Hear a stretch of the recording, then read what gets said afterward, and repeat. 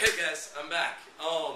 In this second part, I want to do a little bit of discussion about some of Teacher Smith's questions that she sent me. So, I want to start out by talking about language, right? So, one of the big reasons I moved to Asia, and Taiwan in particular, is I wanted to learn Mandarin Chinese, right? So, like, you know, when you get confused and someone's talking to you and say, oh, it's all Chinese to me. Well, in Asia, it's not all Chinese. And even in China, there are many different languages, right? So, to start out with, Mandarin Chinese is the official language of the People's Republic of China. You know, the China proper as we know it. But also, there are a lot of other major languages. For example, in Hong Kong, most of the people in their houses speak Cantonese, right? Now, a lot of times Asian languages, Chinese languages in particular, are described as different dialects. Like, for example, you have someone from New York and someone from Georgia in the same room, they'd make fun of each other's dialects, right? The problem when they refer to Chinese languages as different dialects is that, in fact, it's not true, and that they're actually totally different languages that are mutually unintelligible, right? For example, so if I go out onto the street and I start speaking Mandarin to someone, if they don't speak Mandarin, they probably aren't going to know what I'm saying, unless we're talking about something very simple. And the reverse is true. When I go out and people talk to me in Cantonese, I have no idea what they're saying because I only speak Mandarin. Right? So in China, the official language is Mandarin Chinese. And in Hong Kong, there are two official languages. Right? One is Cantonese and the other is English. And since 1997, all the institutions and all the schools are required to teach Mandarin Chinese. So basically the general rule is that anyone over 40, their Mandarin is not very good. Anyone under 40, their Mandarin is usually okay or really good and fluent. And everyone speaks some kind of English. So it is easy to get around and you can actually have a lot of fun. But sometimes the communication barrier is frustrating. I don't know if any of you have ever been to Mexico or any other countries, but it's always an interesting battle, and you know, it can be exciting too.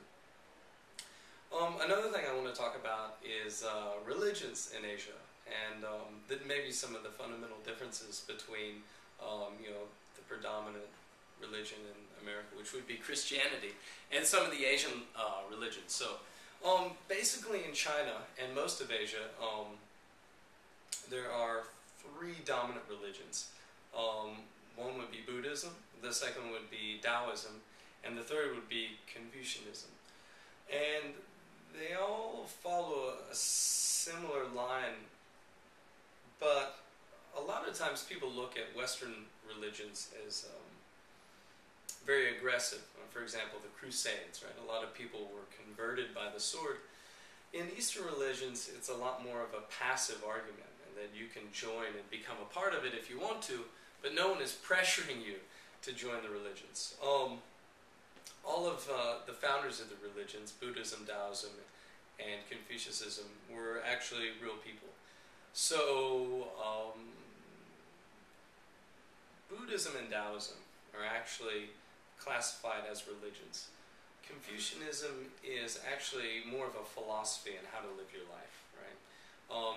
And the big difference is that a lot of families, in their attitudes and their daily practices, will incorporate Confucius thought into how they interact with their family. And the best example is filial piety, which basically means paying respects to the elders and your parents. And then in Asia, a good example is that when you get old, you don't get sent to a nursing home. Old people, once they retire and aren't able to function by themselves, they live with their children.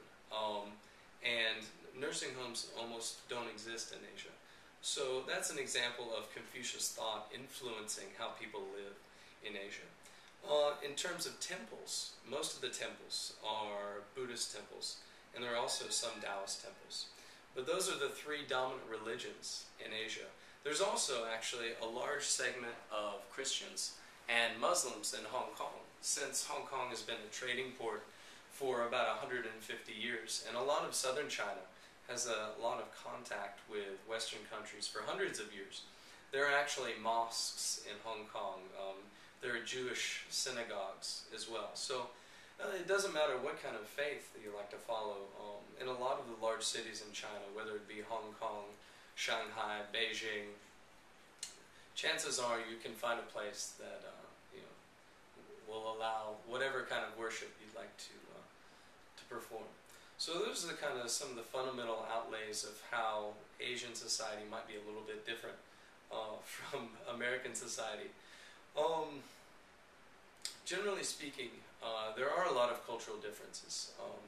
A lot of Asians complain that, for example, Americans are too loud, disrespectful, not conscious of people around them in terms of their actions. A lot of Westerners would consider Asians very withdrawn, quiet, studious. And the funny thing is that some of these stereotypes are true to a certain extent. I think since living in Asia, I've become a little bit of a more quiet person, a little bit more respectful, but I still have a lot of the characteristics that make me a quintessential American. So I think if you're really curious about Asia or any other country, I think the best advice is to go out there and visit and travel. And I know that it's tough when you're young. You don't have a passport. You maybe not even have you don't have your driver's license or your car yet. But it's never too young to travel. Whether it's with your parents or friends. So I think if you're ever curious about a language or a place or a culture, the best way to explore it is to really go and do it. And you don't have to go for a long time. A week or 2 weeks is plenty. And then when you come back, maybe that will lead you to your next adventure. So I don't know that I would be the same person if I hadn't moved to Asia. And I'm really happy that I did. And I think you should follow your dreams in terms of travel and exploration, because there's all kinds of stuff that you can find out and explore, and you never know what you're going to find. Alright, so next I'm going to send you guys some pictures. I'm going to send you a few short videos from the streets of Hong Kong to show you how many people there actually are here, and maybe some other funny tidbits as well. So, hope you guys enjoyed the second section, and there's more to come.